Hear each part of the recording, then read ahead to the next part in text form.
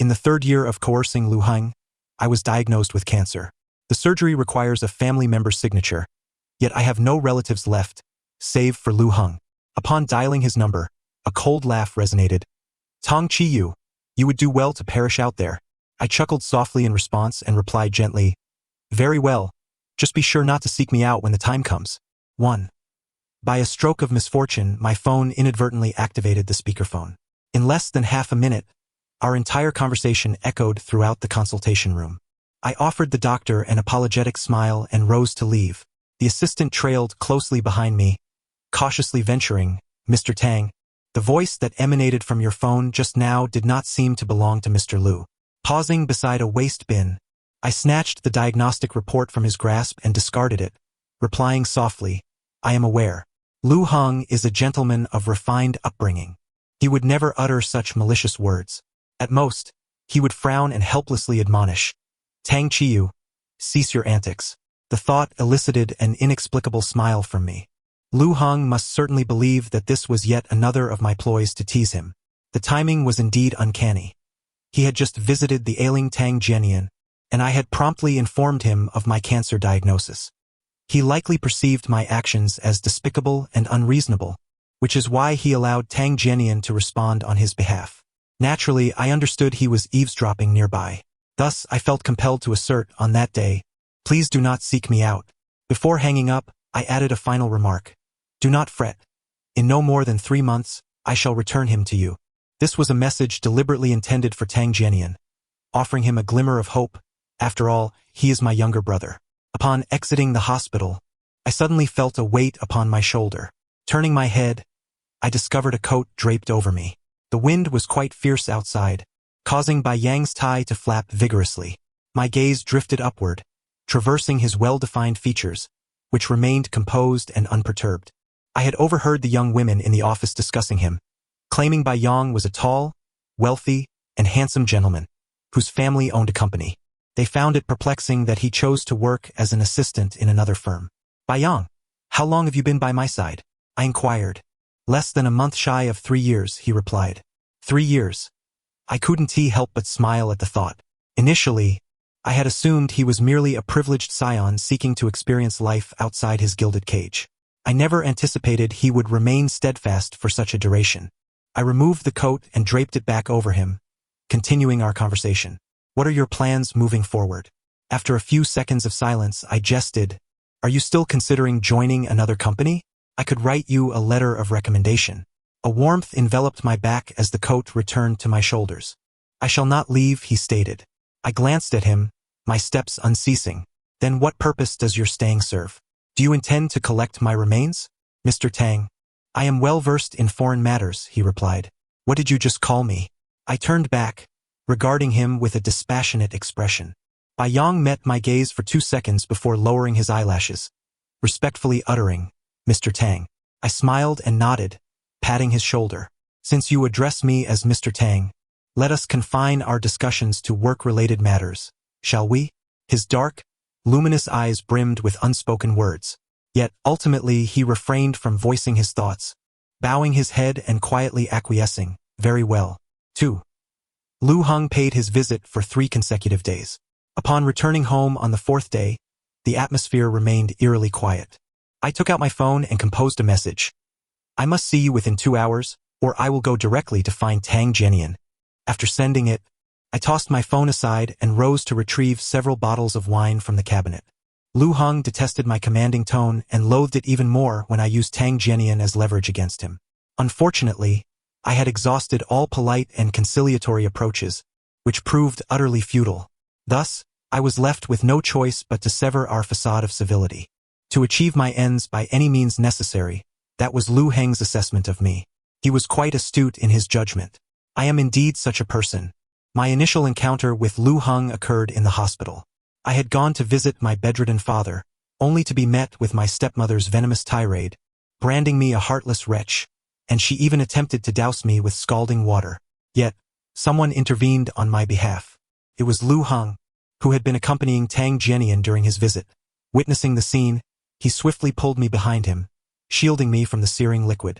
It was summer then, and the back of his neck turned crimson from the heat. Tang Jianyan's eyes blazed with fury directed at me, while Lu Heng endeavored to smooth over the situation with his composed demeanor, exhibiting elegance and cultivation in every gesture. After being entrenched in the darkness of a stifling well for so long, encountering such a refreshing presence indeed stirred something within me. Subsequently, I discovered that Tang Jianyan had also taken a liking to him, which only intensified my desire to claim him for myself. However, Lu Heng confessed that he preferred the type embodied by Xiaonian. Xiaonian. I savored the sound of those words, then promptly cut off Tang Jianyan's credit card. At that time, my father's company had already collapsed under my machinations. Tang Jianyan, having been spoiled all his life, required assistance even to write a thesis for his graduate studies. Such a worthless individual would struggle to survive without financial support. As anticipated, Tang Jianyan broke up with Lu Heng. Yet, unexpectedly, Lu Heng informed Tang Jianyan that he could provide for him. Being a PhD in chemistry, he could sell patents to sustain him. Thus, the two reconciled, and Tang Jianyan flaunted his triumph before me for some time. However, that was of little concern. Tang Jianyan's mother still relied on me for sustenance. I presented him with two options: either study diligently abroad or face the prospect of me placing his mother in a mental institution. Tang Jianyan chose the former and audaciously requested a substantial sum for tuition. I acquiesced, considering it a silencing fee. Despite the breakup, Lu Heng remained visibly affected. I encountered him at a bar and subsequently took him to a hotel room. He was undoubtedly heartbroken, calling out for Xiaonian while holding me. I slapped him, forcing him to repeatedly cry out my name as I asserted my dominance. Once he regained his senses, I took him to bed. Lu Heng was astute. It did not take long for him to realize that Tang Jianyan had been driven away by my hand. It was the first day of my captivity over him, and in a fit of rage, Lu Heng broke free from his restraints, unleashing his pent-up fury upon me. To be candid, I spent the next 2 days recovering in bed. Lu Heng is a tough nut to crack, yet he ultimately succumbed to his conscience. Bound by the financial support I provided for his research projects, the equipment upgrades for his laboratory, and the best specialists for his ailing parents, he ultimately compromised and agreed to cohabitate with me. Following our cohabitation, Lu Heng's demeanor towards me remained tepid, indifferent. However, once we retreated to the bedroom, all became fervent. I had secured at least one aspect of Lu Heng, his heart, though the other remained elusive. A month prior, when Tang Jianyan returned to the country, Lu Heng was aware, yet he did not go to see him. In that moment, I experienced a fleeting illusion that perhaps I could compel him to remain by my side indefinitely. Yet, just days ago, when Tang Jianyan fell ill, Lu Heng wasted no time in rushing to his side. There you have it. The difference between those who have genuinely loved is profound. 3. My recollections abruptly ceased. Just as I contemplated opening another bottle of wine, I heard a faint sound from the entrance keypad. In an instant, the pitch-dark living room was illuminated. The light was blinding, prompting me to instinctively raise my hand to shield my eyes. When I lowered my arm, I happened to catch sight of Lu Heng's face contorted in distaste. His brow furrowed as he scrutinized me from his elevated vantage point, his gaze sweeping over the empty bottles beside me, tightening his frown. Upon his return, he confronted me with a scowl, which in the past would have incited my ire, compelling me to retaliate with a few sharp words. Yet now, my heart stirred not a single ripple, resembling a still pond. Just as I reached for a bottle, Lu Heng grasped my arm and pulled me upright. I swayed momentarily before steadying myself and casually inquired, "How is my dear younger brother faring?" Lu Heng remained silent, as though he had taken a vow of silence. I chuckled softly, looping my arm around his neck, and whispered, "Did you sleep with him?" "Thank you." Lu Heng's expression darkened, his voice brimming with admonition. I feigned ignorance, tugging at the hem of his shirt to peer beneath, smirking, "I must conduct an inspection." This evening, Lu Heng exhibited an unusual demeanor, even initiating a search for my lips. Yet I evaded him. Clinging to his shoulder, I languidly inquired, "Am I to have a restful night?" Lu Heng furrowed his brows, remaining silent as beads of perspiration cascaded down my collarbone. I squinted my eyes and raised my hand to wipe the sweat from his damp chin, instinctively arching my back. "Then why can't you stop?" I inquired. Receiving no answer, I lifted my arm to shield my eyes. I was momentarily transported back to that day when I had imprisoned him, only to be rebuffed in return. It was a day marked by a ferocious release of pent-up emotions and punishment. That day was for Tang Jianian. What, I wondered, was today for? A silent chuckle escaped my lips as I vacated my mind, too indifferent to ponder the answer. Time seemed to stretch on endlessly. Finally, Lu Heng showed signs of concluding, lowering his head to bite my neck for over a minute. Once his breathing steadied, he lifted his gaze and spoke solemnly. I haven tea. My body, utterly fatigued, mechanically turned my eyes toward him. What? I asked. Lu Heng fell silent again, rising to retreat directly to the bathroom. When Lu Heng emerged from the shower, I was lounging against the headboard, smoking. He cast a glance in my direction before stepping into the cloakroom to retrieve a set of clean linens. After placing them on the windowsill, he feigned an approach to embrace me. I deflected his hand and replied coolly, There's no need to change. You can sleep in the guest room tonight. Lu Heng stood at the bedside, irritation etched across his brow. Tang Chiu, what are you stirring up again? I chuckled softly, exhaling a plume of smoke before raising my eyes to meet his. Lu Heng, during these past few days of your absence, I've been contemplating something. Affection, I believe, is a reciprocal exchange. If one continually gives without receiving, there will inevitably come a day of depletion. No matter how much I once adored you, after 3 years, that affection has nearly run its course. Lu Heng's brow furrowed deeply. What do you mean? Through the hazy white smoke, I smirked slightly. You are free now. The following morning, before leaving, I unexpectedly discovered a sandwich and a glass of milk on the dining table. How peculiar. Yet, I despised tomatoes in my sandwich and had no fondness for milk. Tang Jianian, however, relished both. I snapped a photo and sent it to him, not for any particular reason, simply to inform him to hurry, as his brother Lu Heng had been thinking of him. Upon arriving at the office and settling into my chair, Bai Yang knocked and entered. President Tang, have you eaten? A sudden wave of nausea surged within me, prompting me to raise my hand to signal him to wait, before dashing to the restroom. With my arms wrapped around the toilet, I retched until darkness clouded my vision, tasting blood in my mouth. When nothing more would come up, I rose, using one hand to steady my swaying body. Bai Yang offered me a glass of warm water, and as I rinsed my mouth, he gently rubbed my back. After I set the glass down, he promptly extracted a tissue to wipe my mouth. When I went to wash my hands, he even attempted to help me. At the moment our fingertips brushed, I voiced a halt. Bai Yang, that's enough. He abruptly froze, stepping back awkwardly and murmured, Apologies, President Tang. The restroom was filled only with the sound of running water. I let out a silent sigh, poised to say something, but upon lifting my gaze, I was momentarily struck dumb. In the mirror, Bai Yang's eyes fell upon my neck, where a red mark the size of a fingernail bordered my collar. I slowly averted my gaze, continuing to wash my hands. Bai Yang, what did you come to ask me earlier? When the water faucet was turned off and silence lingered, I raised my voice to call out, Bai Yang. The forlorn puppy finally snapped back to reality, hurriedly diverting his gaze. I was going to ask if you had breakfast. As I dried my hands and stepped out, I immediately spotted a multilayered thermal container on my desk. I pointed and asked, Did you bring that for me? Yes, he replied. Did you make it yourself? Yes. I failed a couple of times the past few days, but today it turned out all right. Seeing my silence, Bai Yang pretended to take it away. I raised my hand to stop him, saying, Just leave it. His dazed expression made me chuckle, and I patted his shoulder. Thank you, but I'm not hungry right now. I'll eat when I am. It was quite astonishing. Bai Yang's previously dull eyes sparkled with light. I joked, Hey, do you have stars hidden in your eyes? They're twinkling. Bai Yang blinked, his lips parting as if to say something, his ears visibly reddening. Perhaps he realized it himself, for he said nothing and swiftly turned away. The morning passed in a flurry. Bai Yang's breakfast became my lunch. I opened the lid of the thermal container, layer by layer, to reveal yam porridge, black rice steamed cake, and minced egg custard. The final layer was filled with shelled pistachios.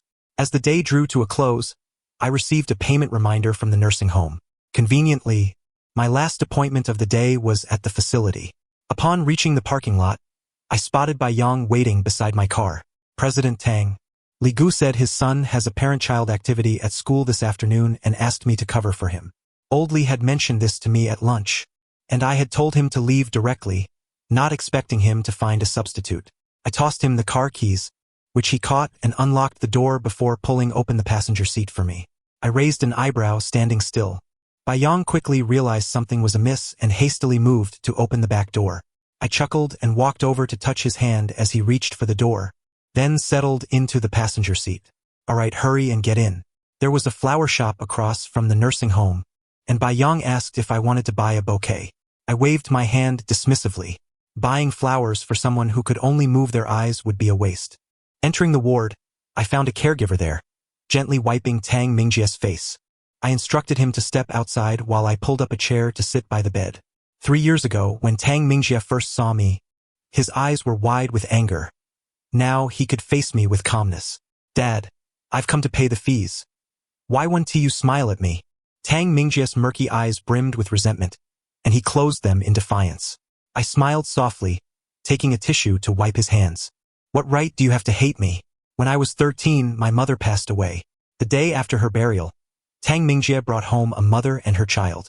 I had met the older one in my mother's hospital room, who had repeatedly provoked her into cardiac arrest. The younger one, named Tang Jianian, was just a year my junior. Because he called me brother and I didn't respond, Tang Mingjie had kicked me. That kick laid the foundation for my stomach ailments. Tang Jianian, frail in appearance, was bullied by older students at school, and I watched impassively.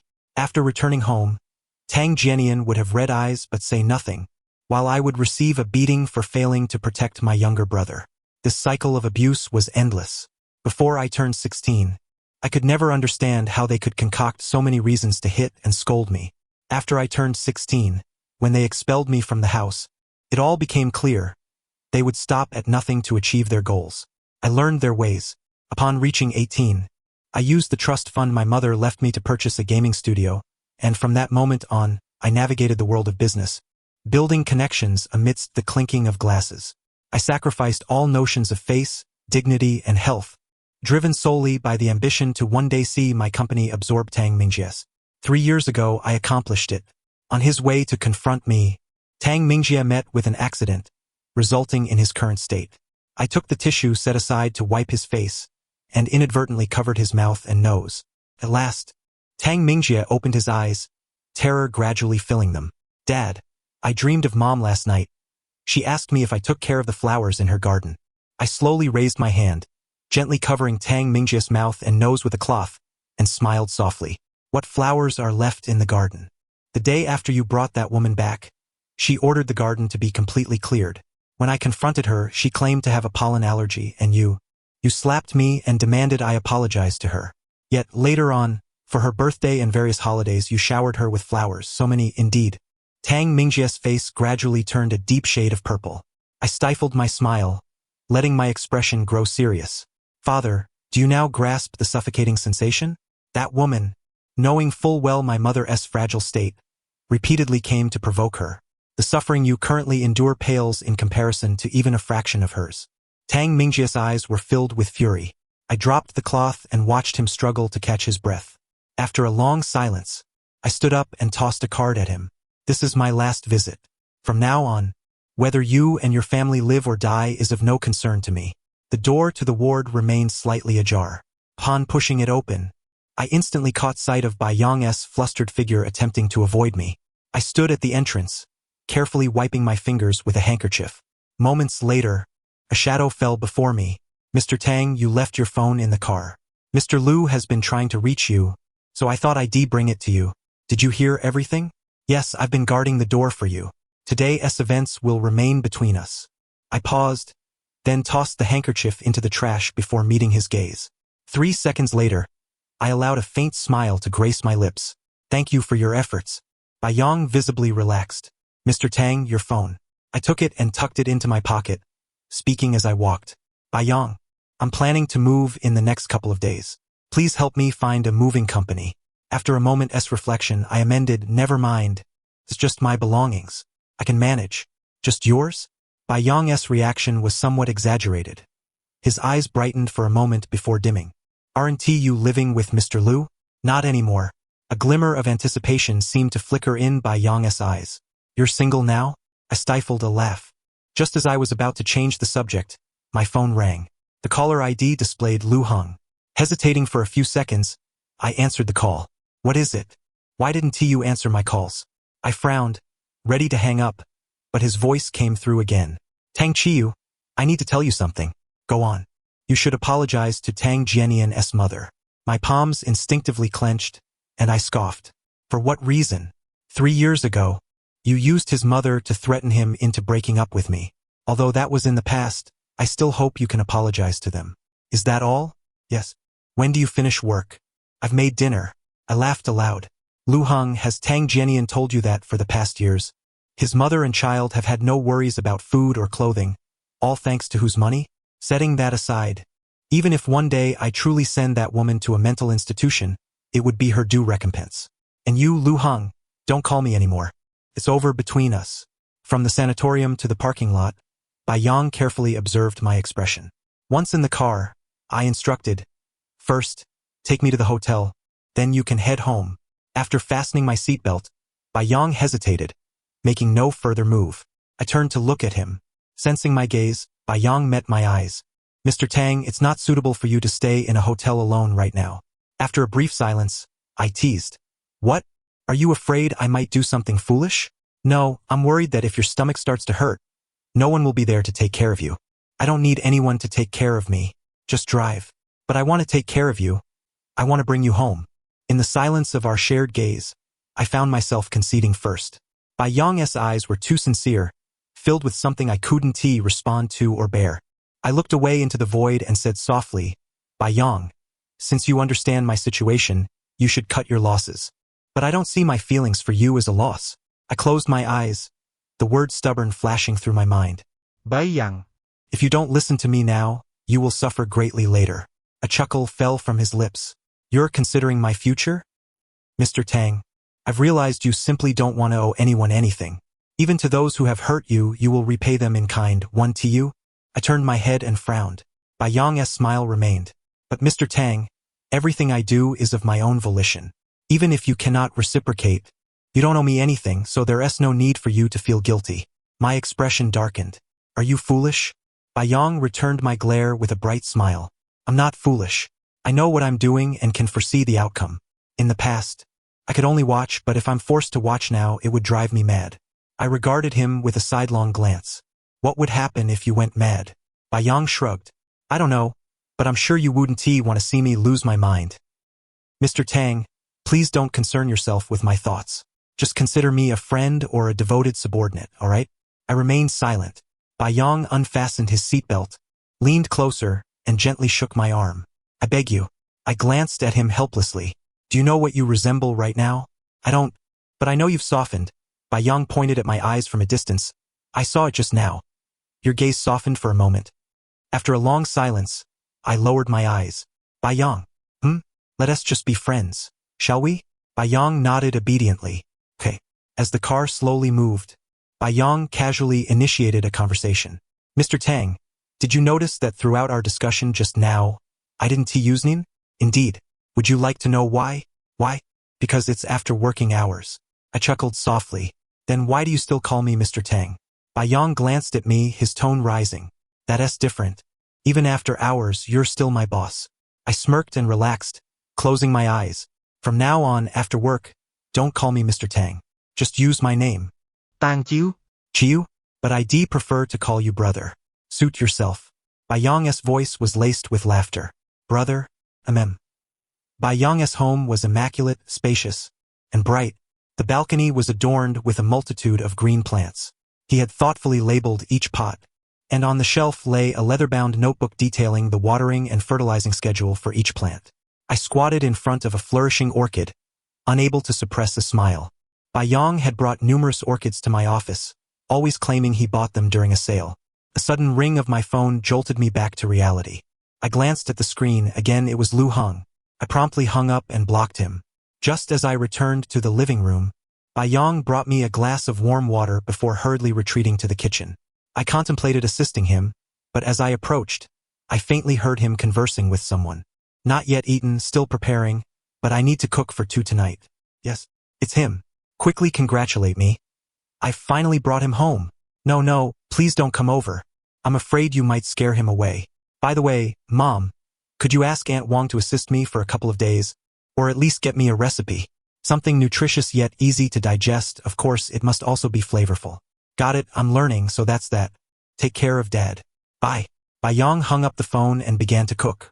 I lingered at the doorway, pondering, yet ultimately decided against entering. An hour later, Bayong called me for dinner. 3 dishes and a soup. Scrambled eggs with chives, poached shrimp, stir-fried romaine lettuce, and winter melon meatball soup. After sampling each dish, I heard him ask, "Is it delicious, brother?" I quietly picked at my food, and soon after, he inquired again, "Is your stomach uncomfortable?" I paused, realizing my expression might have been too serious, and then smiled. "No, eat up." After the meal, Bayong proactively asked, "Brother, do you have something to say to me?"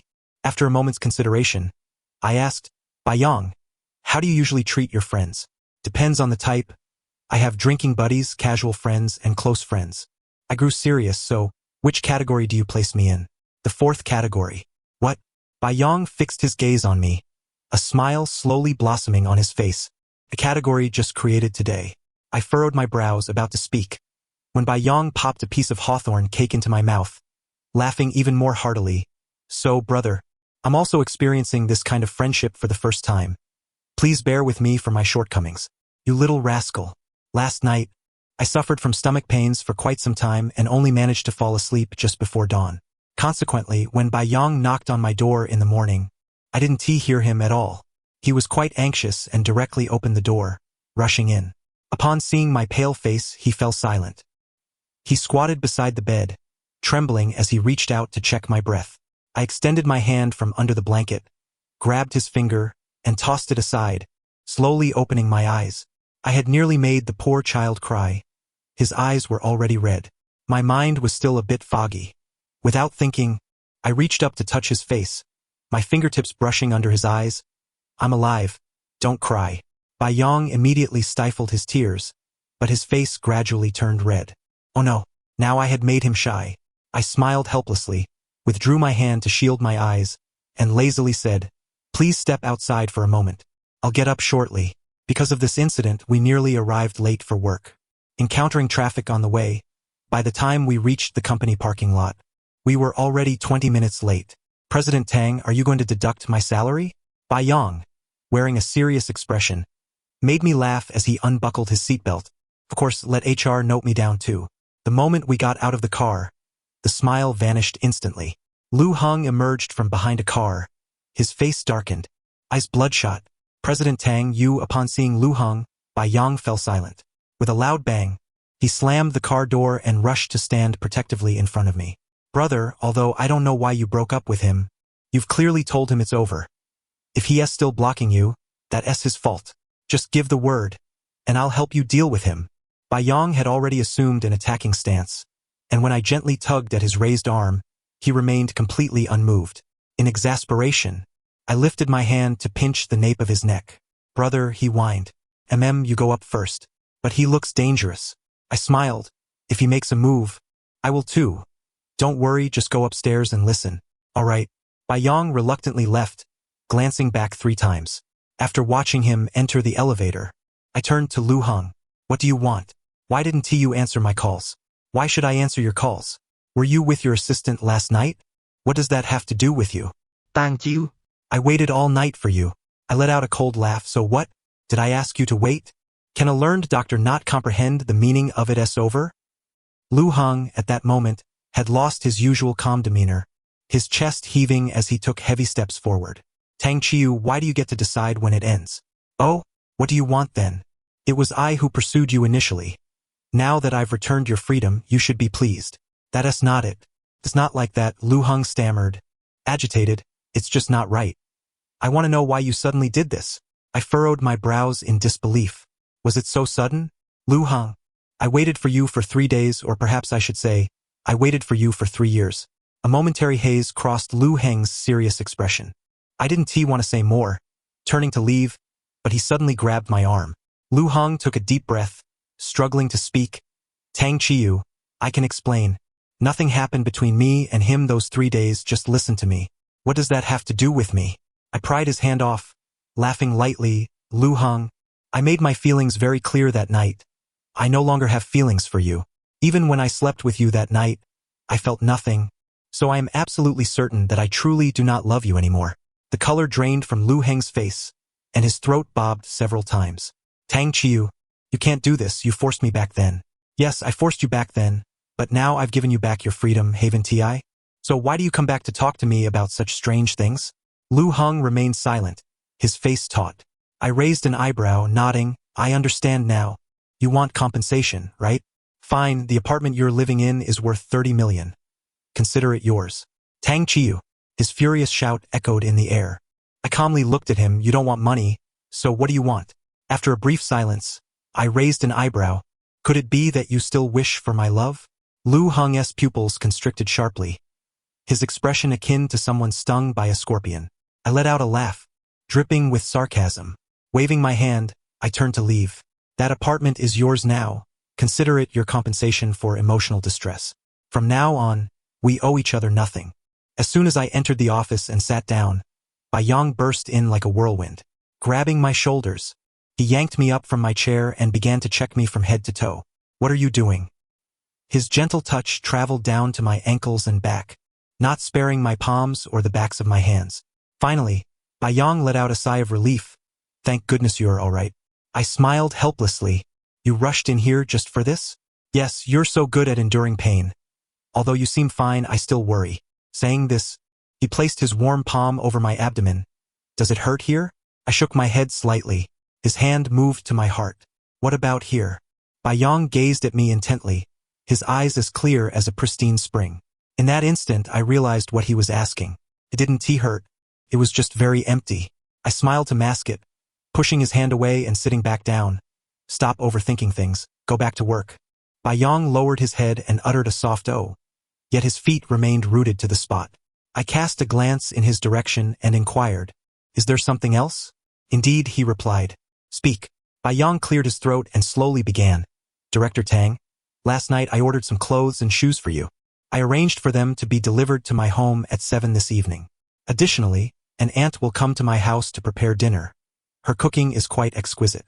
His voice dwindled to a whisper, prompting me to lift my eyelids and ask, So, will you accompany me home tonight? I set aside the documents in my hands and, with a teasing smile, asked, Are you suggesting you wish to take care of me? Bai Yang shook his head. No, it is merely the care between friends. Friends. I pondered those words, leaning back in my chair, and inquired expressionlessly, How long do you intend to care for me? Until the day you no longer require my presence. Will you weep on that day? I will not. Yet you cried this morning. Bai Yang, your eyes are incapable of deceit. After a moment's gaze, Bai Yang lowered his eyelids, his thick lashes casting shadows over his dark, gleaming pupils. After a long silence, he took a gentle breath, a hint of a bitter smile gracing his lips. Brother, I know I cannot deceive you, but if I truly followed your advice and distanced myself from you, I would regret it for a lifetime. In truth, not only will I cry on that day, if you allow me to merely watch you every day without being able to act, I will also weep. I will think of you endlessly, and if you cannot eat, I will cry. If you cannot sleep, I will cry. If you are in pain and alone, I will cry. This morning, I wept out of regret for not meeting you before he did. There are so many things I have yet to share with you. We have never traveled together. I have yet to introduce you to my family, and there are countless experiences we have yet to share. Brother, I do not seek a definitive outcome. I merely wish to savor each day in your company. Will you not cry if you remain by my side? Bai Yang suddenly looked up, having been so engrossed in his words that he did not notice I had approached him. Brother, he said. Bai Yang grasped my hand that had wiped his tears, his eyes reddened and shimmering with unshed tears. Brother, have you softened your heart for me once again? I remained silent, averting my gaze after a moment's pause, and raised my other hand to gently wipe the tears from his chin. Bai Yang abruptly smiled, wrapping his arms around me, resting his chin on my shoulder, his heartbeat resonating against my chest. Brother, I am so happy. I lifted my hand, then let it fall, softly replying, Understood. I spent a week at Bai Yang's home, unexpectedly cultivating a sense of leisure. The workload lessened each day with half delegated to the company's deputy, Mu Ying, and the other half to Bai Yang. I discovered to my surprise that Bai Yang's analytical skills and decision-making abilities were quite commendable. Previously, I regarded him solely as a capable assistant. Now I pondered whether he might also make an excellent leader. Brother, I am feeling a bit tired, Bai Yang remarked, lifting his gaze from a pile of documents. His eyes dimmed. I poured him some tea and nudged the cup toward him.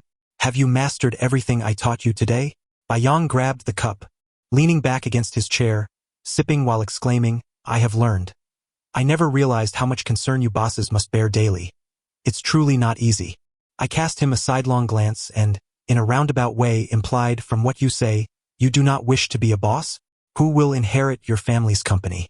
Bai Yang looked at me and waved his hand dismissively. My older brother and sister-in-law oversee the family business, and my father has yet to retire. The only department that truly requires my input is the Research and Development Division. Surprised, aren't you? I have been secretly earning some extra income behind your back. I recall that your major is software engineering. Companies in that field, with your family name being Bai, must mean your father is Bai Song? Bai Yang's eyes sparkled momentarily. You know him? I nodded. Indeed, a well-known entrepreneur.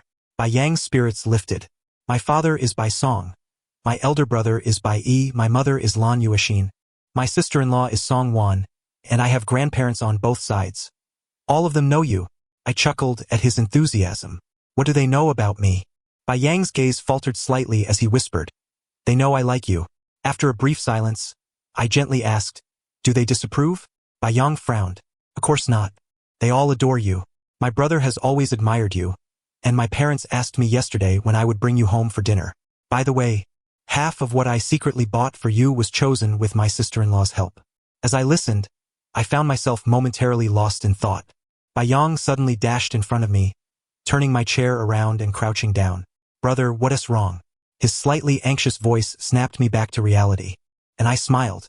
Oh, nothing. I just feel a bit overwhelmed by so much affection.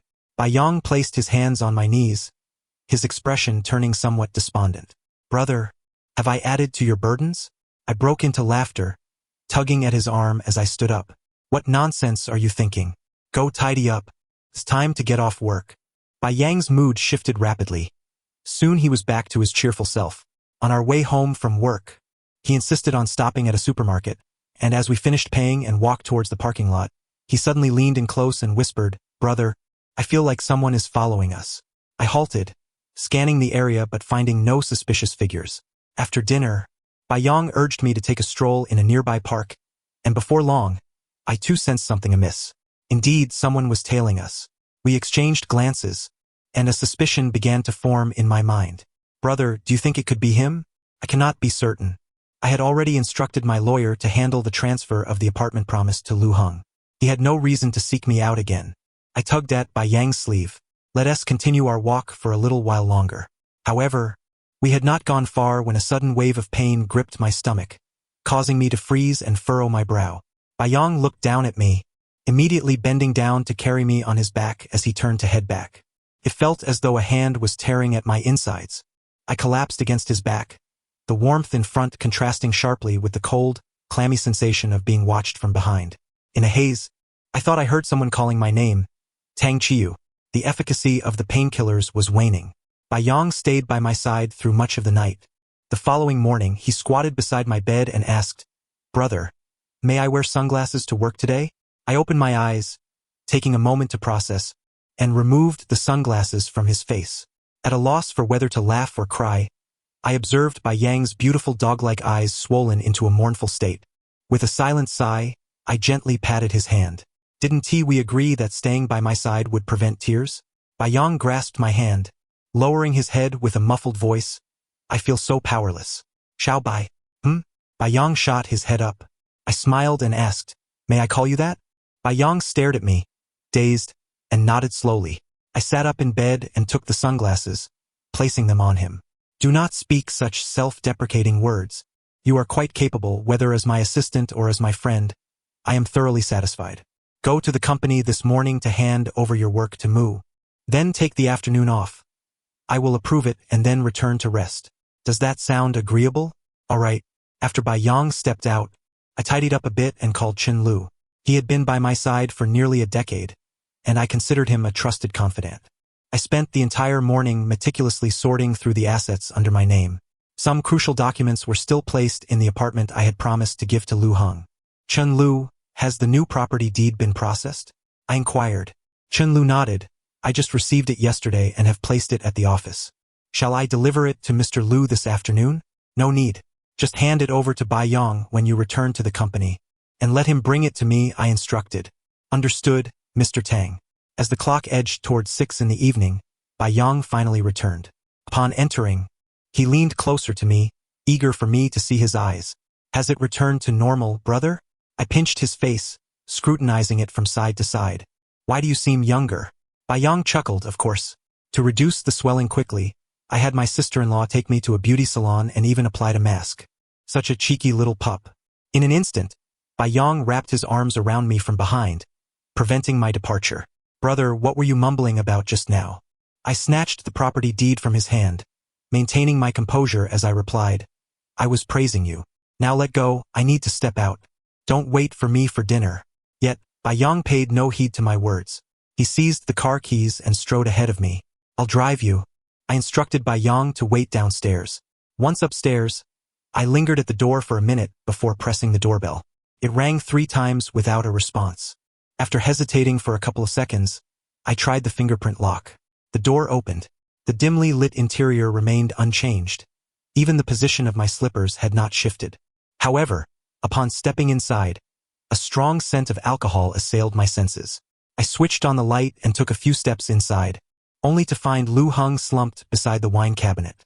Numerous empty bottles littered the floor around him, his appearance disheveled, with bloodshot eyes devoid of the gentility and elegance he once possessed.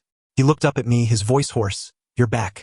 Frowning, I noted that at this hour, Lu Heng should have just finished work. Did you not go to the office today? I blurted out instinctively, regretting my words immediately. I shouldn't have pried. No, I've been waiting for you, he replied. I paused for a moment, then ignored him and headed straight for the study. All my belongings were in the safe. I found a document bag to pack them up. When I emerged, I saw Lu Heng blocking the doorway. My expression darkened. Excuse me.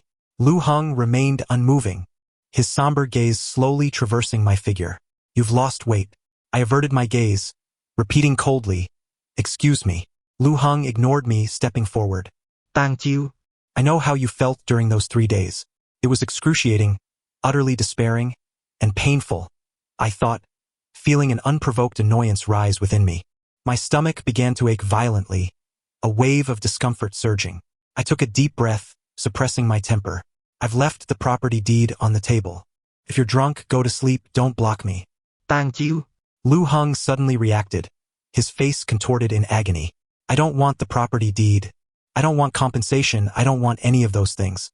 My patience wearing thin and pain intensifying, I inhaled deeply and maneuvered around him. If you don't want it, just throw it away. Suddenly, my arm was yanked forcefully. Lu Heng fixed his gaze on me, each word deliberate.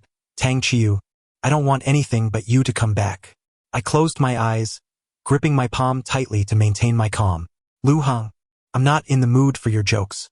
I'm not joking, Lu Heng shouted, startling me, his grip on my arm so tight it felt as though he might crush it. Tang Chiu, come back. Let us talk things over. If there are misunderstandings, we can resolve them. What is there to talk about? What do we have to discuss?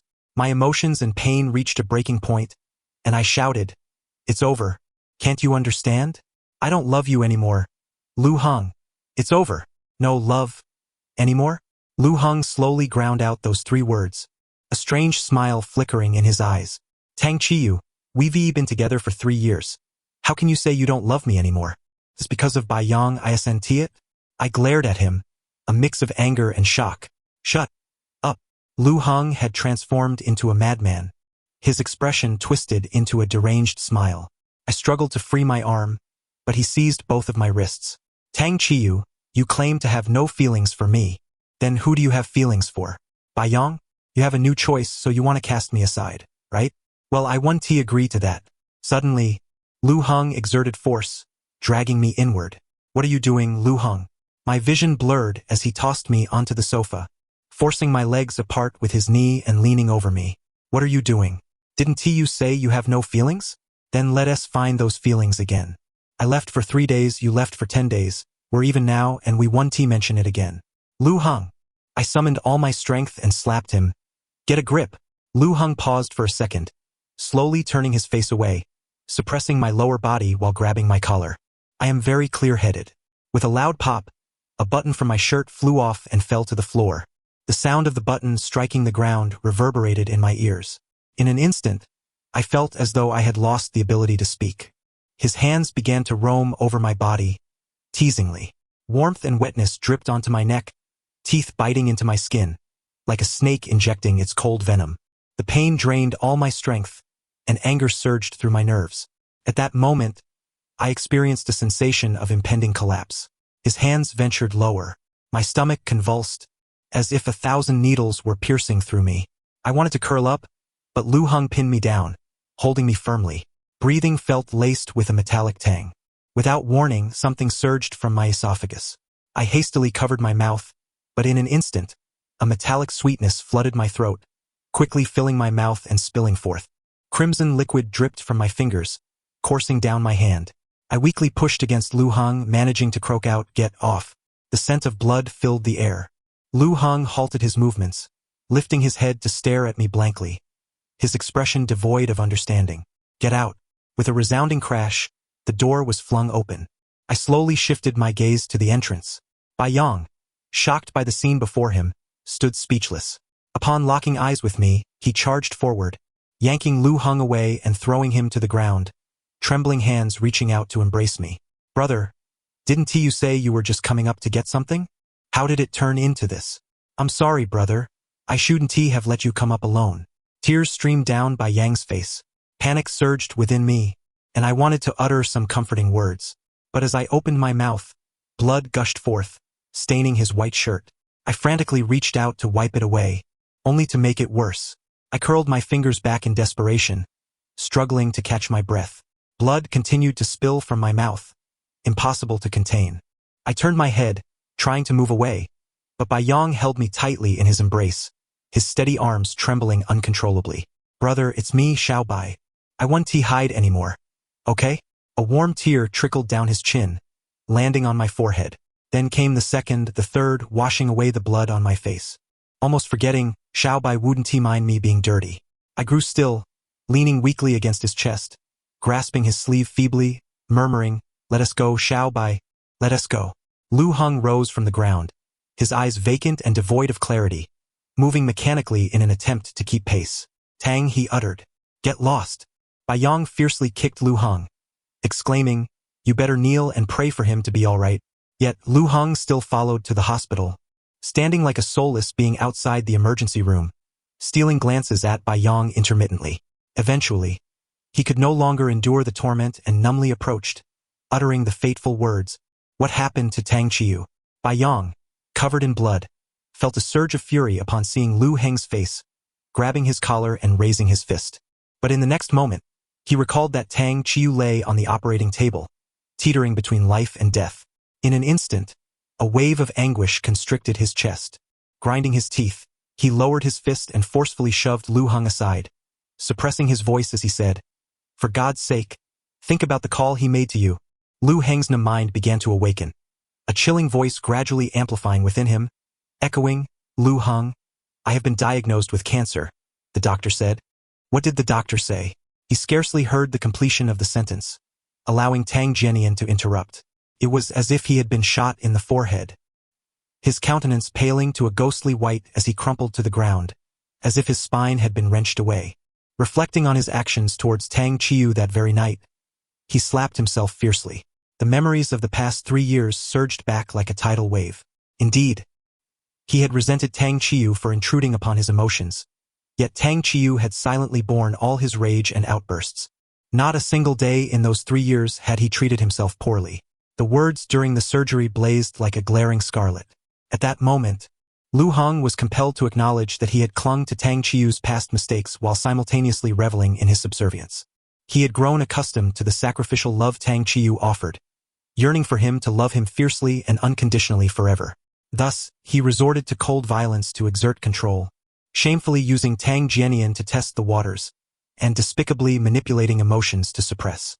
It dawned on him that he was the one who had acted without scruples. the surgical light extinguished. The emergency room door swung open, and medical staff wheeled the unconscious Tang Chiu out towards the intensive care unit. Bai Yang hurriedly followed, entirely oblivious to the shadowy figure of Lu Heng trailing behind. As the medical personnel exited the ward, Bai Yang's elder brother and a host of family members arrived just in time. Bai Yang instantly exhaled in relief, stepping aside to allow them entry while he accompanied the chief physician to the office. A 20-minute conversation plunged Bai Yang's heart to the depths of despair. Returning with a furrowed brow, he spotted Lu Heng standing at the doorway, and an immediate surge of anger welled up within him. He charged forward and pushed Lu Heng aside. "What are you still doing here?" Bai Yang, like a wolf on high alert, glared fiercely, his fists clenched tightly. Yet, Lu Heng remained oblivious, speaking slowly. "I want to see him." "See him? What right do you have to see him now?" Lu Heng gazed intently at the small glass pane of the ward door, responding with an answer that did not address the question. "I love him." Those 3 words ignited Bai Yang's fury entirely, as he seized Lu Heng by the collar and dragged him into the stairwell. "Say that again if you dare." Lu Heng lifted his eyelids, his gaze calm as water. "I love him." As soon as the words left his lips, Bai Yang unleashed a punch upon his face, his voice trembling with rage. "You love him? Why didn't you say you loved him when he devoted himself entirely to you? Why didn't you express your love when he was healthy? Why didn't you utter those words when he called you from the hospital?" With each question, Bai Yang struck Lu Heng with a fierce blow, his eyes ablaze with anger, completely disregarding Lu Heng's well-being. "Now that he is ill, you suddenly know how to love him? Now that he no longer wants you, you know how to love? What right do you have to claim you love him?" Initially, Lu Heng stood there like a corpse, his hands hanging limply as he absorbed the blows. However, upon hearing the word right, it struck a nerve deep within him, and he suddenly retaliated, landing a punch on Bai Yang's jaw. "What right do you have? Since you know he is ill, why didn't you take him for treatment? What right do you have to claim love?" Bai Yang was almost driven to laughter by this outrageous accusation, retaliating with a kick to Lu Heng's knee. "Do you think I don't want to? Have you any idea how painful the treatment process is? Without family or friends by his side, it's a torment filled with hopelessness. The cure rate is below 30%. It's highly likely that in the end, it's just a futile suffering. He can endure pain, yet he has never claimed to be unafraid of it. He entrusted his remaining trust and reliance upon you, and what did you do? You allowed others to curse him to death. And that other is your first love, isn't it? His mother caused Tang Chiu's mother to die, and what did you do? You made Tang Chiu apologize to her." Lu Heng, who had been precariously standing against the wall after being kicked by Bai Yang, could no longer maintain his balance upon hearing those words and collapsed to the ground, tears falling unbidden. He realized he indeed had no right to utter those 3 words. The only words left for him were, "I'm sorry." When I awoke, it was already the following evening. Upon opening my eyes, I beheld a beautiful lady. Her brow and eyes were familiar, and her smile was even more so. I curved my lips slightly. "Hello, Auntie," and "Hello to you, darling." Darling. It had been nearly 20 years since anyone had called me that. In a daze, Ms. Lan had already moved to the balcony, gently patting Bai Yang, who had just hung up the phone, and quietly inquiring, "What did your uncle say?" Bai Yang turned slightly, his brow furrowed. He said it's difficult and that he must see him in person. Ms. Lan comfortingly patted his arm. "Go in, he has awakened." Bai Yang immediately turned, and upon meeting my gaze, a smile broke across his face. "Mom, you can go back now, I'll stay here." Ms. Lan also glanced at me, pointing to the thermos on the small bedside table, gesturing for me to drink the soup, before waving goodbye. Just as I was about to sit up, Bai Yang had already sprinted to the bedside, squatting down and taking my hand in his. "Brother, do you feel any discomfort?" I shook my head, my eyes falling on the corner of his mouth. "Have you been fighting?" Bai Yang hesitated for a second before candidly admitting, "Yeah, in the stairwell." I offered to pay for the medical expenses, but he refused. I smiled faintly and swiftly changed the subject. "What did the doctor say about my condition?" "The doctor said your vomiting blood was primarily due to stress, but it will be all right soon." "Xiao Bai, you know that's not what I'm asking." Bai Yang lowered his head, his eyelashes trembling lightly, swallowing hard before he spoke. "The doctor said it has already started to metastasize. If left untreated, at most 3 months." I grasped Bai Yang's hand in return, offering a smile. 3 months is quite a while. A long silence ensued. Yang lifted his head, his voice thick with emotion. Brother, are you certain? I extended my hand, gently wiping away the tears at the corners of his eyes. Yes, I don't want to gamble anymore. On the second day of my hospitalization, company executives came one after another. I confided the truth only to Mu Ying. Known for her decisiveness and stern demeanor, even she had reddened eyes. I made a reluctant request. Mu Ying, Yang will eventually become the largest shareholder of the company. But he doesn't like to be burdened, and he will likely be a hands-off manager. I would appreciate your understanding with the company matters.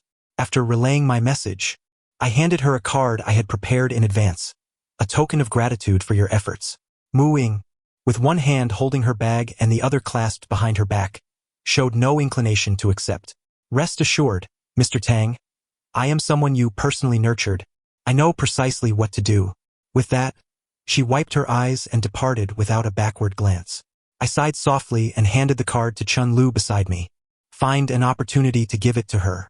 Understood, Mr. Tang. On the third day of my hospitalization, I received a call from an unfamiliar number. Recognizing the voice of Tang Jinian, I hung up immediately. However, in the afternoon, he appeared at the door of my hospital room, unable to enter due to Lu Heng barring his way. Since waking, Lu Heng had remained vigilantly stationed at the door, day and night. It seemed a dispute had ensued between them. As their argument grew increasingly heated, I instructed Yang to let Tang Jinian in. He looked disheveled, as if he had succumbed to some vice. You have 2 minutes, I stated. Tang Jinian defiantly retorted, aren't you going to do anything, Dad? I maintained my stoic expression, replying, if memory serves, I provided him with a card containing 1 million. Has it truly been exhausted so swiftly by you two? Tang Jinian averted his gaze, stammering, what card? I've never seen one. After a brief silence, I chuckled lightly, if it doesn't exist, then it doesn't time us up. Leave. Thank you.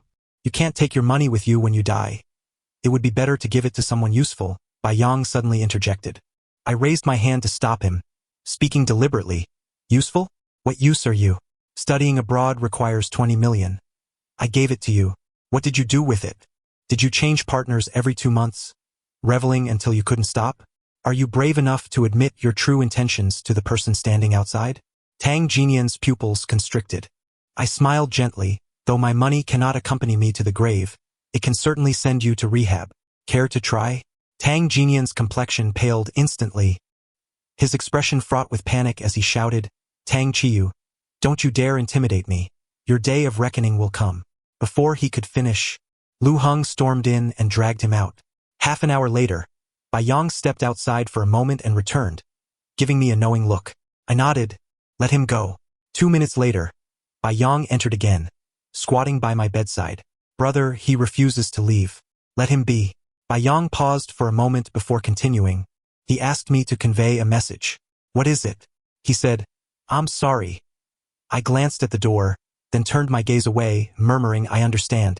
On the final day of my hospitalization, I meticulously organized all my work in the morning and had Yang take it to the company to hand over to Mu Ying. In the afternoon, taking advantage of his absence, I summoned Chen Lu to draft my will. Chen Lu presented me with a list of assets for review. I chuckled to myself, realizing I had amassed quite a fortune over my short life. Mr. Tang, what are your wishes? I closed the list and replied calmly, upon my death, all my estate shall be bequeathed to Yang. The next day, I was discharged from the hospital. I spotted Lu Heng, who had been waiting outside, his face still bearing bruises. We exchanged a silent glance, both at a loss for words. He maintained a distance of 5 steps behind me as we made our way to the parking lot, watching as I got into the car. With the window partially rolled down, I hesitated for a few seconds before turning my head to look outside. Lu Heng was already in tears. He took a stiff step forward, opened his mouth to say I, but was soon overcome with emotion. A few seconds later, he stumbled back a step, his blurry eyes fixed on me as he struggled to speak. Tang, Chiyu, farewell. I nodded slightly, farewell. Thus, it was meant to conclude between us. Yang expressed his desire to take me to a picturesque location. After a 3-hour drive, we arrived at our destination. A farmhouse nestled halfway up a mountain, the home of his grandparents. After lunch, Yang led me on a tour around the area. Standing atop a hill, he extended his arms in a sweeping gesture, declaring, This entire tea plantation belongs to our family. I chuckled and inquired where the beautiful waters were. He took my hand and led me back, exiting through the back gate of the yard and pointing to a fish pond, saying, "Here it is. I think it's quite beautiful." I laughed, raising an eyebrow. "Do you have a fishing rod?" Bai Yang's bright eyes sparkled with mischief. "My grandpa has one. I'll go borrow a 20,000 yuan rod for you." Indeed, he returned with a fishing rod, personally brought over by his grandfather. Unfortunately, after a short while of fishing, the sky began to rain. We retreated to the front yard, lounging under the eaves to enjoy the rain. Bai Yang mentioned he would fetch a jacket for me. Just as he left, his grandmother approached, one hand carrying a small table and the other a large plate of fried fish. Soon after, she returned with fried meatballs and fried lotus root. When she brought the fourth platter of snacks, she collided with Bai Yang, who had just descended the wooden stairs. Bai Yang immediately frowned and wrapped his arm around his grandmother's shoulder, saying, "Grandma, he has a sensitive stomach. Please don't give him such greasy food." "Then what should he eat?" the grandmother retorted, exasperated, giving Bai Yang a gentle elbow. "He looks so thin. It's heart-wrenching to see. He only had a little for lunch. What can he eat? I'll go cook something else for him." "Oh, no need. Eating too much will only make him uncomfortable. Once he's better, you can cook him 8 meals a day, all right?" His grandmother elbowed him again. I chuckled softly, lowering my head to take a small crispy fish, savoring it in my mouth. It was delightful. Just as I reached for a second one, a jacket landed on my shoulder. Bai Yang stood behind me, leaning down to snatch the small fish from my hand. I shot him a sidelong glance. "If you want to eat, get it yourself." Bai Yang lauget, pulling out a tissue to wipe my hands. "Did you not just say your stomach was upset while fishing? And now you're eating again? Well, it's just so delicious. I can't resist even if I feel unwell. If I don't enjoy it now, I may not get the chance later." Bai Yang's bedroom was unexpectedly cozy. I leaned against the doorframe, watching him skillfully change the duvet cover. "Are you sure you want me to share a bed with you?" Bai Yang shook the blanket, replying, "Of course. You aren't a guest. You should sleep in the same room as me. Besides, if you feel unwell at night, I can know right away." "And then what?" Bai Yang turned back, grinning broadly. "Then I can give you a massage. Grandma told me to do that. She even gave me a hot water bottle." I smiled lightly and said nothing. After showering and lying on the bed, Bai Yang had already placed the hot water bottle filled with warm water between us, even taking my hand to rest on it to check the temperature. "Brother, is it warm enough?" "Yes." But in truth, the one on my back felt even warmer. I was accustomed to sleeping on my side. When I naturally awoke in the morning, I found an arm draped across my waist, with Bai Yang holding me in his embrace. As my consciousness fully returned, I felt an unusual heat on my lower back. Just a moment ago, I had thought the hot water bottle was quite effective at retaining heat. Now I realized something was amiss. A hot water bottle should not be this rigid. I kept my eyes closed, chuckling to myself in resignation. Before long, I felt a gentle sniff at the back of my neck and a nuzzle against my lower back. After the third gentle nuzzle, the person behind me suddenly stiffened. The next moment, Bai Yang sprang out of bed and dashed into the bathroom. It wasn't until I heard the bathroom door open that I sat up. "Brother, aren't you going to sleep a little longer?" Bai Yang's face was still slightly flushed. I lowered my eyes and smiled faintly. "No more sleep. I was woken up by the heat. Then I'll go downstairs and make you breakfast." With that, he hurried off. When I looked up, I caught a glimpse of his blushing ears, as red as blood.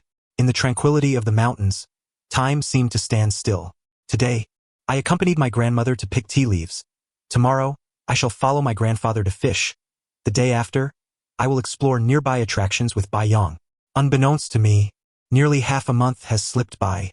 If it weren't for the sudden vomiting of blood this morning, I might have almost forgotten that I have merely 2 or 3 months left. When Bai Yang called me upstairs for breakfast, I had just finished rinsing the sink.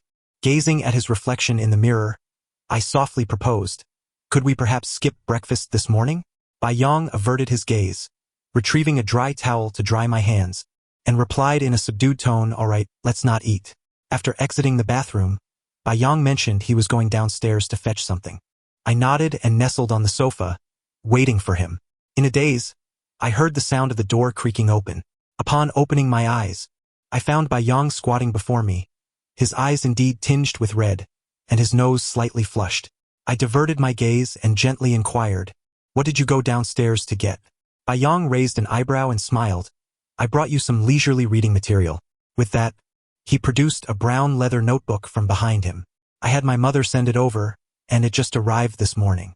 I accepted it, delicately flipping open the cover, and asked with a smile, "What have you written?" Yang pressed his lips together, appearing somewhat bashful. He stood up, retrieved a thin blanket from the side, and draped it over me, murmuring, "You can read it for yourself." The first page bore an inscription. I dislike writing, but I adore the 3 characters Tang Chiyu with all my heart.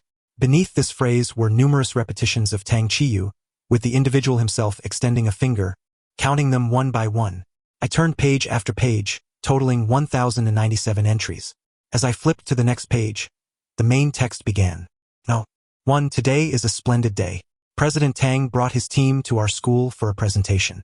However, he merely made a brief appearance on stage before joining the audience, conveniently sitting right beside me. His scent was delightful, reminiscent of ethereal tea infused with morning mist. I found myself yearning to return to the mountains to assist my grandmother in tea picking. President Tang appeared somewhat fatigued, with dark circles beneath his eyes starkly contrasting against his fair complexion. Within 5 minutes, he closed his eyes. Was he asleep?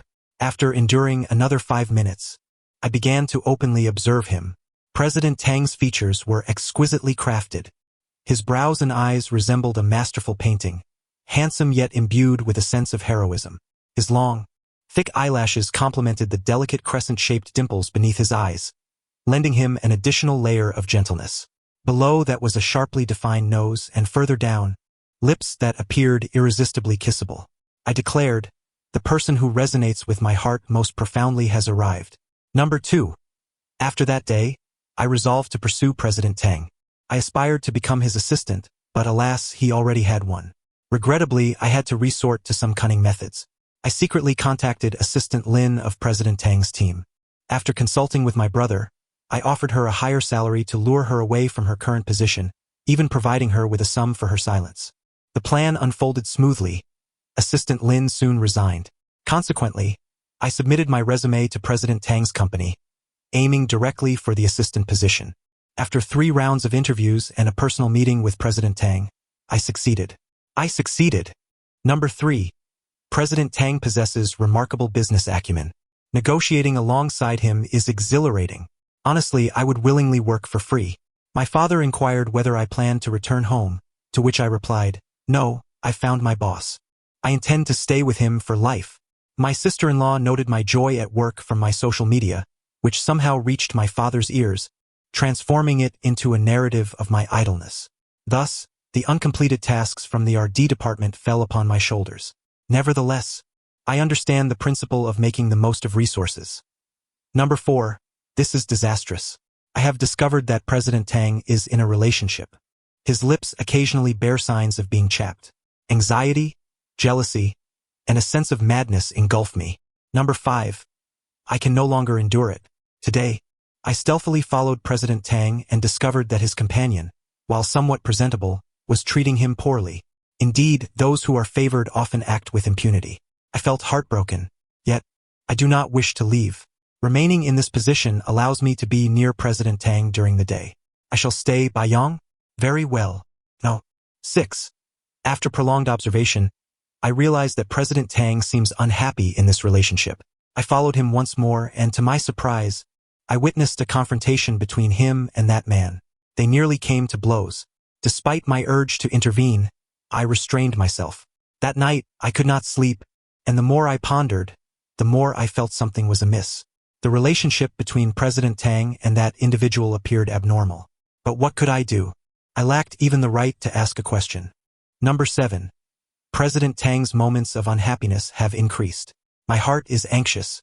The only thing I can do is to assist him as much as possible during our work together. President Tang smiles at me. He looks incredibly handsome when he smiles. Truly breathtaking. Another wish. May President Tang smile at me every day. President Tang praises my work ethic and attention to detail. On occasions when he travels without me, he brings back gifts. Perhaps this arrangement is sufficient. Number 8. I am unwilling to accept this. President Tang is not happy. Daily, I ponder. When will he finally rid himself of that man? Number 9. The The sky has fallen. President Tang has been diagnosed with late-stage cancer. What can I do for him? Pain and insomnia plague me. Number 10.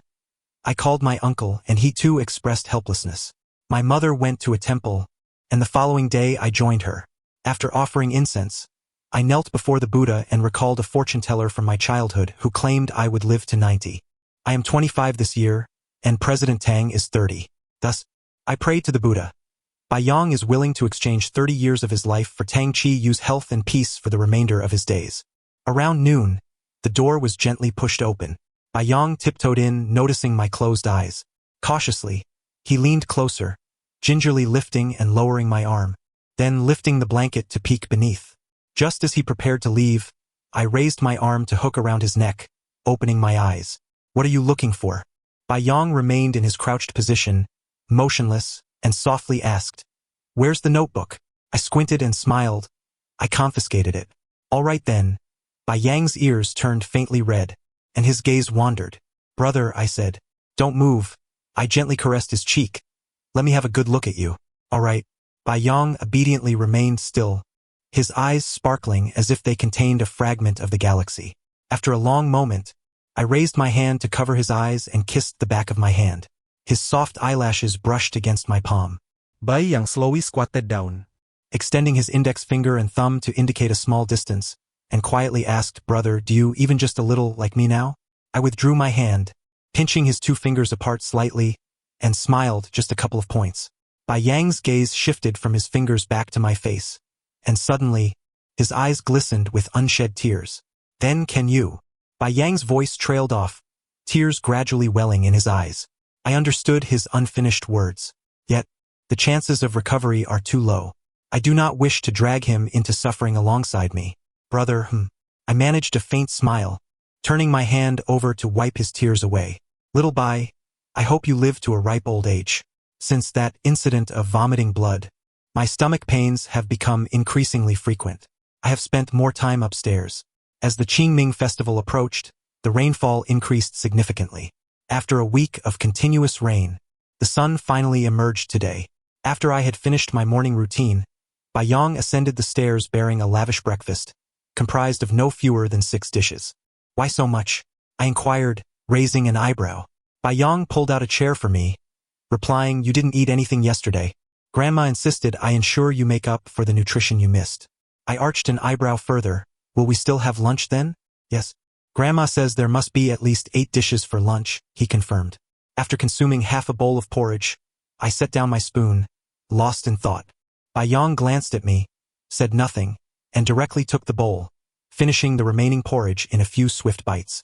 Concerned about the excess leftovers, Bai Yang packed some grains and led me to the woods to feed the birds. By the time we returned, the sun had fully risen. I contemplated sitting in the front yard for a while, but Bai Yang covered my eyes and urged me forward. "Where are we going?" I asked with a chuckle. He remained silent, exuding an air of mystery, though I sensed we were headed to the backyard. Only when we came to a halt did Bai Yang remove his hands. "Open your eyes, brother." I slowly opened my eyes to discover a newly cultivated flower bed beside the vegetable patch in the backyard. A myriad of flowers bloomed within the enclosure, jostling for space in a riot of colors, their heights varying dramatically.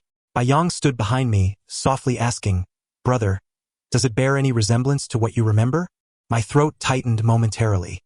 After swallowing hard a couple of times, I regained my voice. "It resembles it quite a lot." Bai Yang embraced me from behind, resting his chin on my shoulder. "Then could you help me take care of it?" In the silence that followed, my vision blurred gradually. "I cannot care for it properly," I admitted. After a long pause, Bai Yang asked quietly, "Why not?" I exhaled softly, turning to face him. "Xiao Bai, the more you invest in me, the harder it will be for you to move on in the future." Bai Yang averted his gaze. "I don't understand." We lingered in this stalemate for a moment before I sighed in defeat. "Forget it if you don't understand." Just as I turned to leave, Bai Yang grasped my hand tightly, his eyes glistening with unshed tears. When he spoke, his voice was thick with emotion. "Brother, I know the treatment is painful. I have no right to interfere with your choices, but..." I interrupted him, "And what about you? If you endure a few months of agony clinging to a shred of hope, and in the end gain nothing, you'll need double the time to recover. So, You fear burdening me, is that right, brother? But I love you. That cannot be seen as a burden. If you recover, our future will be something we create together. I turned my gaze elsewhere, swallowing back my emotions. A healing rate of less than 30. How can that not be considered a burden? Xiao Bai, you once said if you didn't do something, you'd regret it for life. You've done enough now. There's no need to endure a few more months of suffering. You're only 25. You'll encounter many more wonderful things, I added. Suddenly, Bai Yang enveloped me in his arms, pressing his forehead against mine, his hot tears soaking into my collar. No, brother. No one else matters to me. You are the best in my heart. In truth, I deceived you. I am quite greedy. I don't just want to care for you for a while. I wish to care for you for a lifetime. Brother, I beg you, let us at least try, shall we? 3 days passed, during which Bai Yang wept until he softened Tang Chiu's heart. He agreed to treatment in Country M, with Bai Yang's uncle as the attending physician. Upon reviewing Tang Chiu's medical reports, the uncle scolded them without hesitation, stating that if they had come a week later, they might as well have bought a ticket back home. Bai Yang covered Tang Chiu's ears during the reprimand, leaving his uncle speechless. While scolding, he arranged for Tang Chiu's admission and subsequently assembled a team of 3 highly experienced specialists to discuss a treatment plan. Through genetic testing, a target was identified within Tang Chiu's tumor cells. The good news was that a targeted drug developed for this target had just been released in Country M. The bad news was that the matching rate for this targeted drug was below 10. The uncle urged them to consider their options carefully. Tang Chiu, Holding Bai Yang's anxiously trembling hand beneath the table, smiled and said to the uncle, "Now that we are here, let us proceed." The next day, the treatment plan was finalized, marking the beginning of Tang Chiu's arduous journey. To say it was akin to having muscles stripped away would not be an exaggeration. Endless pain and vomiting left Tang Chiu gasping for breath, causing him to lose significant weight in less than a month. Bai Yang also grew thinner, and Tang Chiu believed it was his grief that caused the weight loss. Each time he helped clean up the remnants of Tang Chiu's sickness, Bai Yang would silently weep while embracing him. Seeing him unable to eat would also bring tears to his eyes, as would witnessing his pain-induced spasms. As treatment progressed to the middle stage, Bai Yang became significantly stronger, sensing that Tang Chiu was on the brink of giving up. The usually strong Tang Chiu would gaze at the ceiling, tears streaming down his face in silence. Whenever Bai Yang held him close, Tang Chiu's tears would flow uncontrollably. His frail chest heaved gently as he whispered, "Xiao Bai, let us stop the treatment, shall we?" For the only time in his life, Bai Yang was resolute with Tang Chiu. No matter how much Tang Chiu pleaded or questioned, his answer remained steadfast. No. He even threatened Tang Chiu angrily, asserting that if he dared to give up, he would carry a stone and leap into the river, challenging who would die first. Tang Chiu, frightened and furious, clawed at Bai Yang's arms, calling him a bastard. Bai Yang responded with laughter, playfully joining in on the name-calling until Tang Chiu's thoughts of surrender were quelled. Tang Chiu began to cry more frequently, sometimes deliriously calling out for Bai Yang as mom. He would even cry in his sleep. Bai Yang felt as though Tang Chiu had shed all the tears of his lifetime, along with his own. Thus, he firmly believed that if they could endure this trial, their future together would be filled with smiles. It seemed that Bai Yang's prayer to the Bodhisattva had been answered. His uncle excitedly informed him that Tang Chiu's tumor was shrinking. In that moment, Bai Yang stared fixedly at the ceiling for 2 full minutes, suppressing the urge to let his tears fall. Against the odds of a targeted drug with a matching rate of under 10, Tang Chiu had become one of the fortunate few. As autumn leaves fell, the treatment reached its final stage. When Tang Chiu expressed a desire to eat, Bai Yang could not hold back his tears. Tang Chiu reached out, catching a tear that rolled down, looking up at Bai Yang with a smile that lit up his eyes. Days slipped by, and the pain did not break Tang Chiu's indomitable spirit. Under Bai Yang's meticulous care, his strength was gradually returning. On a sunny day before winter set in, Bai Yang wheeled Tang Chiu down to the garden to bask in the sun. Tang Chiu squinted contentedly as he stretched his arms toward the sun. In that moment, Bai Yang felt as though the seed he had planted had broken through its hard shell, penetrating the cold, damp earth, and finally sprouted tender branches. His beloved was flourishing. This moment was worth capturing, so Bai Yang took out his phone and snapped a picture, printing it as a 2-inch photo to tuck into his wallet.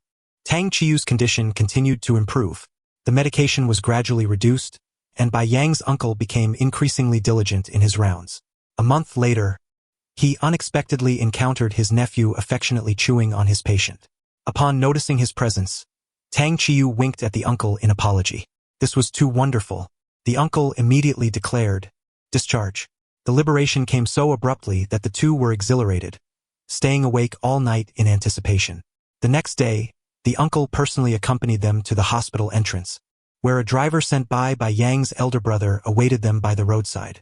Tang Chiyu's vitality is undeniably diminished compared to the past. Shortly after taking a seat in the car, she stifled a yawn and leaned against Bai Yang's shoulder. The sunlight streamed through the car window, gently illuminating her exquisitely radiant face.